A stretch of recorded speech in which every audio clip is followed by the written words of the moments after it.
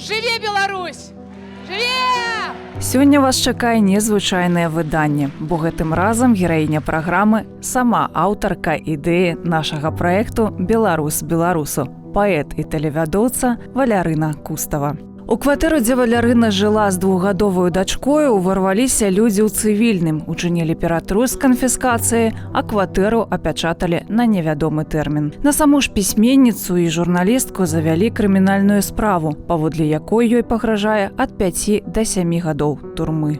Валярына была вымушаная эвакуявацца з краіны ў тым, у чым выйшла з дому, без сродкаў і рэчаў і без дзіцяці. У чэрвені ўжо практычна большыня маіх калегаў сядзела альбо з'ехала за мяжу. Я на сябе гэтую сітуацыю ніколі не прымярала і не прымала. Нават не вывозіла тэхніку з дому, бо папросту не адчувала, што я магу з'ехаць. Я ніколі не разглядала такі варыянт для сябе. Справа ў тым, што я выйшла з хаты літаральна на паўгадзінкі ў спартовую залю, і мне паведамілі, што ў маю кватэру ломіцца 7 асобаў з губазіка. І паралельна прыйшла інфармацыя, што таксама прыйшлі да маіх бацькоў і на месца маёй афіцыйнай працы, дзе я знаходжуся ў дэкрэце. Было зразумела, што няма іншага выйсця, як тэрміновая эвакуацыя. У мяне гэты шлях таксама не быў прапрацаваны, і таму мае сябры і калегі тэрмінова пачалі шукаць нейкія варыянты. Бо нават мне юрыстка, ўжо адвакатка, паведаміла, што дадому вяртацца не варыянт. Хаця яшчэ спадзявалася, а раптам я змагу, бо ў мяне не было ні дакументаў, ні рэчаў, ні дыпломаў аб адукацыі з сабой, ні грошай, папросту нічога. Я некаторы час схавалася ў сваіх сяброў, бо не было зразумела, як увогуле выехаць з краіны. А пасля некалькі сутак без сну, без ежы, проста перасякала.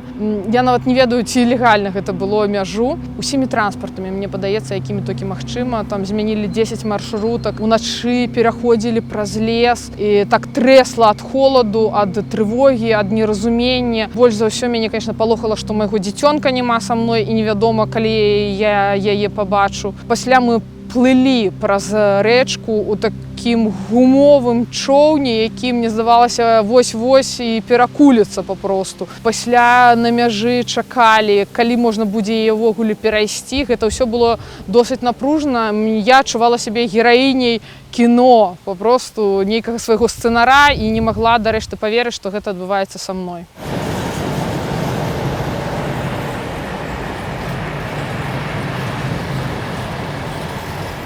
Калі я дабралася да Варшавы, нягледзячы на тое, што ўвесь гэты шлях папросту не ўкладаўся ў галаве, самае страшнае было тое, што майго дзіцяці не было са мной. Калі яе везлі да мяне, гэта прайшло ўжо некалькі тыдняў, калі знайшлі такую магчымасць, я чакала яе ў Беластоку на вакзале.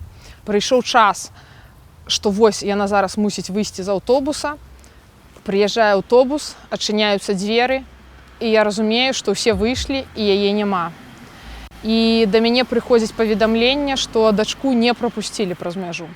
Першае страшнае разуменне, што, магчыма, я і дзіця змагу пабачыць, толькі калі зменіцца гэтая ўлада. А калі яна зменіцца, незразумела. І гэта было, напраўду, вельмі страшна. І такім чынам я засталася зноў адна у цяжкой, шчыра кажучы, псіхалагічнай сітуацыі. І не ведала, якая перспектыва, ці ўвогуле я пабачу сваё дзіця. І толькі сябры яны былі побач, яны падтрымлівалі, супакойвалі і знайшлі варыянт, як пераправіць дзіву іншым шляхам. І яна таксама прайшла вельмі доўгі шлях гэтай эвакуацыі, і самалётам, і цягніком, і аўтобусам ехала да мяне. Маё дзіця крычала ад радасці недзе гадзіну, калі мяне пабачыла. Крычала: «Мама, дзіва з мамай, мы заўсёды разам». У свае гады яна ўжо гэта разумее і кажа, што ўсё будзе добра, мы вернемся ў нашу Беларусь.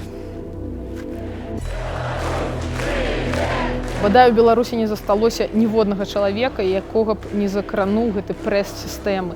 Ці кагосьці забілі, ці катавалі, маральна, ці фізічна, ці эмацыйна, ці фінансава знішчалі. Што тычыцца мяне, на мяне заведзена зараз крымінальная справа па 2 артыкулах: парушэнне грамадскага парадку, арганізацыя дзеянняў, якія парушаюць грамадскі парадак, арганізацыя фінансавання пратэстаў. І я думаю, што гэта звязана перадусім з маёй прафесійнай дзейнасцю і падтрымкай сем'яў палітвязняў. Але ім не зламаць нас, ім не спыніць нашу салідарнасць, і я цешуся, што гэтая праграма працягвае быць.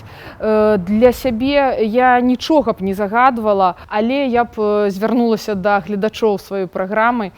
Дарагія беларусы, я ведаю і веру, што беларус беларусу – гэта любоў, падтрымка і перамога. І наша сіла ў нашай салідарнасці.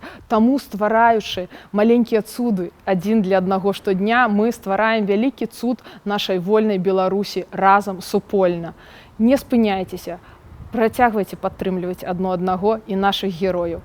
Для сябе нічога не прашу, верце, як веру я. Калі вы хочаце падтрымаць нашых герояў, гэта можна зрабіць як публічна, так і ананімна, з любога пункту свету лістуйце да нас. І памятайце, беларус беларусу, любоў, падтрымка і перамога.